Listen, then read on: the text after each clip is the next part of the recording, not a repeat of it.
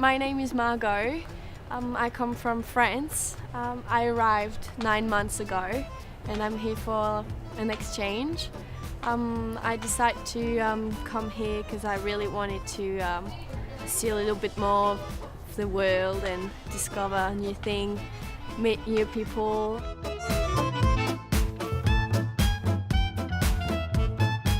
I'm having a really good time.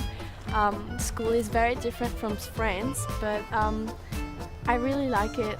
I met very good friends and the teachers are always helping me and being very supportive.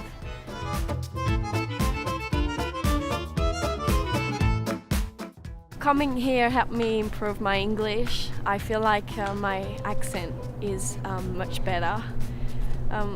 Because when I arrived, I know that a lot of people were like, "Oh my God, I love your accent. Where do you come from?" And now, well, it's still happening, but less than before, so I'm pretty happy about it.